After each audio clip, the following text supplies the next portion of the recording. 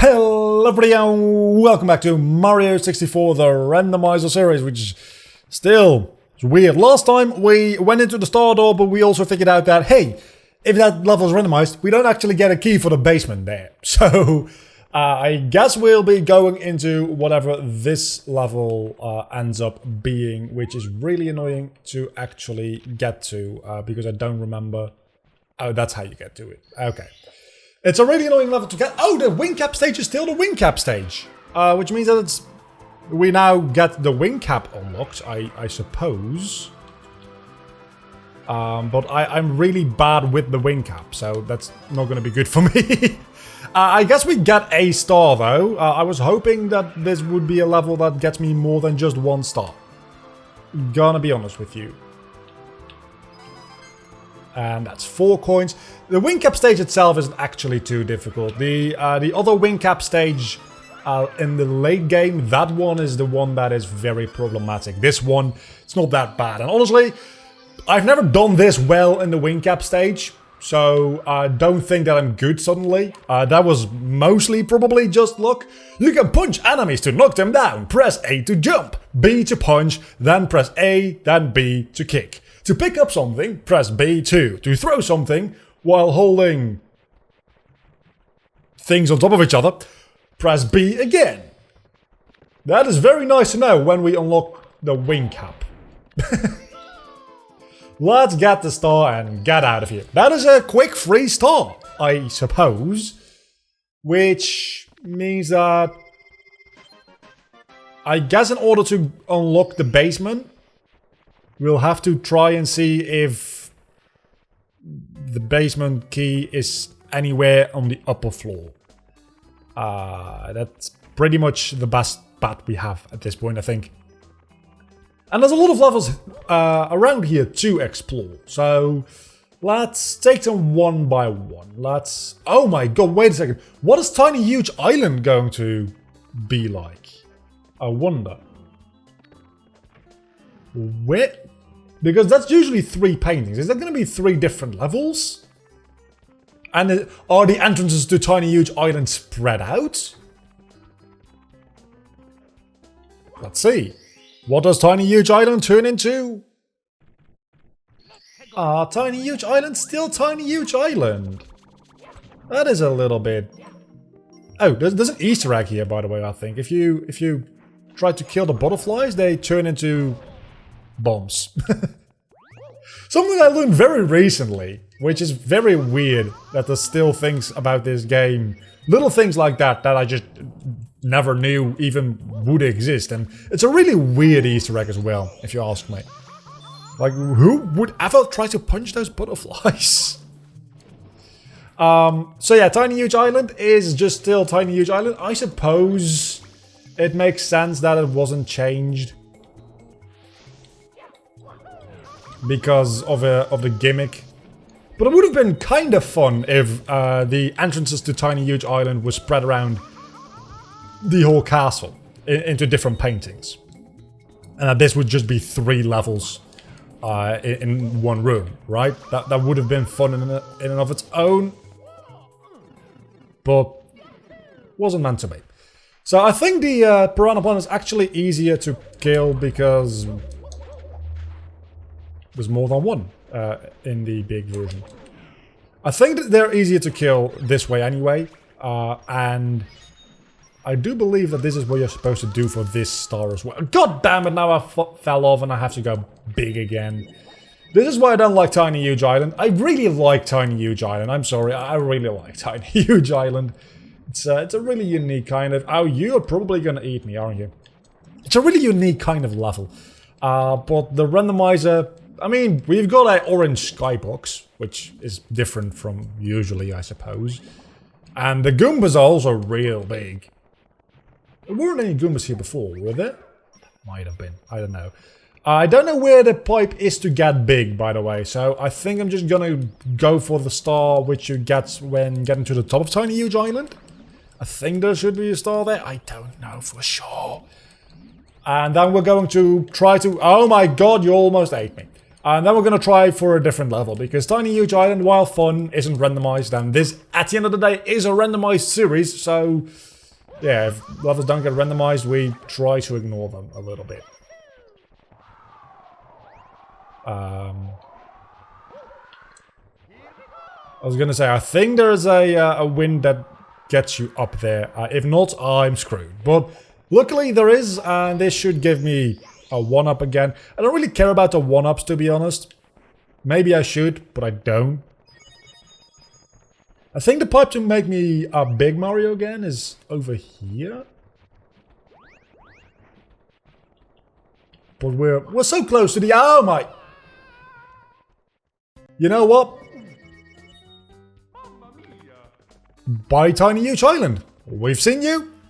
We know you're there. Now we're leaving again. Yeah. For some reason, I don't know which... That's Wet Dry World.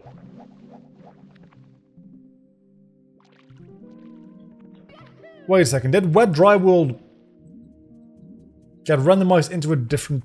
How does that work? If Tiny Huge Island... No, wait a second. If Tiny Huge Island didn't get randomized because of its gimmick, why the fuck does this get randomized? Because this one has a even more pronounced gimmick. That being where you jump into the painting corresponds to how high the water level is when you enter the level. Which actually makes some stars impossible to get if that gimmick has been lost. So that is honestly just stupid, if that's the case. Maybe that's not actually the case, I don't know, but it seems like it is. Because in such a small painting, surely they don't have that gimmick, right? Surely. Can I please get the camera behind Mario? That would be fan-frickin-tastic. I don't think that's gonna happen, so we'll just have to be... Look! God damn it! Okay, let's go try a different star. Let's see. No, okay, no. I have a better idea. Let's go raise the water level. As annoying as it is to get up here with a water level, it's far from impossible. Okay, at least now the water level will be a little bit higher, so it will be easier to get back up if we fall down. And if we fall down even farther, it'll be even easier, because we just fell down one level back there. But if we fall down more than one level, I think... Honestly, that box might contain a star, believe it or not. Might. I don't know that it does, but it's worth a shot, because it's not as easy as you think to get to, I think. It's not a matter of just jumping out of the water there, because you can't jump out of the water that high. You know what? I'm still going to have to backflip this, so at the end of the day, it didn't really matter. I'm aware that it feels like I'm wasting a huge amount of time here. And that is probably because I, in fact, am wasting a huge amount of time here. But I think if I can jump off this plank onto that little island there, or, well, not island, more like that pillar, I think that contains a star. It does not, in fact, contain a star. It contains one of the 5... I think it's 5, right? Secrets. Which I'm not going to go after right now, because 1, I don't know what the 5 secrets in this level are, off the top of my head. And 2, I don't like those missions, because they're very random. You literally don't know what to do unless you know what to do. There's not a lot of hints going around. And I think they have been taken out of the DS version for that specific reason as well. And I really don't like the camera work in this game. Okay, let's just make the jump for the final part. No, you don't. Oh, this is the box that, oh my god, has a star. Okay, that's been Wet Dry World. Let's never come back here again if my assumptions about the gimmicks are right. And let's do one more level because we've wasted quite a lot of time here. Are you a level? You are not a level. You are usually you're wet dry world, but right now you're literally nothing. I don't know how most of these paintings work, honestly. This should be a... yeah, that's a level, which is not the level 1 fortress. So, the paintings do match the levels themselves. Unless they're question marks, which also happens a lot. But this Swamp Fortress, not too big of a deal. It's one of the earlier levels. It's a fairly easy level at that. And we have the skybox of, I think this is Wet Dry World. Because it's not just clouds, it's actually buildings. And I think Wet Dry World is one of the few ones that's not just clouds. So, let's... I don't know, which star should we go get first? I don't know if we can get the one with the cannon yet. There's a very obvious star. I mean, now that we've fallen down, we might as well check if the bomb cannon... no, we can't open it yet, I don't think. And while it's possible to get that star with a clever backflip wall jump, I'll just show you what I mean. That star over there. That's far beyond my skill. Ah, maybe not far beyond my skills, but that's still... oh my god, I did it! Oh my god, I did it! That's not how you're supposed to get that! But I'm kind of okay with it, honestly. I'm kind of okay with that. Let's go to the top of the fortress and get that star as well. But you're supposed to get that star by using the cannon and shooting yourself up to the platform above that and then taking the pool down rather than backflip wall jumping onto there. That is the quote-unquote exploit way to do it. I prefer just saying that's the speedrunner's way to do it. Not saying I'm a speedrunner of this game in any way, shape or form. As a matter of fact, I am far from a speedrunner in this game. I am really not that good at all, but somehow those punches landed. I don't know how. I think we're getting fairly close to the red coins as well, by accident so far. So let's actually go for the red coin star this time around. You see, because even if you jump over here, you can't go down. I don't know if there's anything on top of this ball. Probably a red coin, if anything, I'm guessing. Or just a 1-up. There's probably just a 1-up. Yeah, there's so many goddamn 1-ups in this game. It's kind of redonkulous. That's one quick way to get up there, by the way. I don't know if this is what I want to do right now, but I suppose we have started the fight, so we might as well.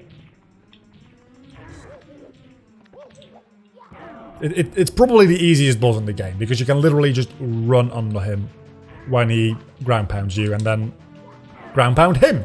And you do that 3 times, and you win. I think the DS version has been made more difficult, and in Mario...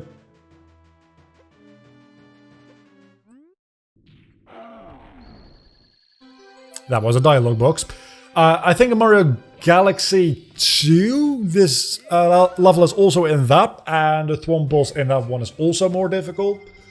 But I do think this is a decent point to leave off this episode. The next episode will be continuing on our exploration of the upper floors of Peach's Castle to see if we can find the second key.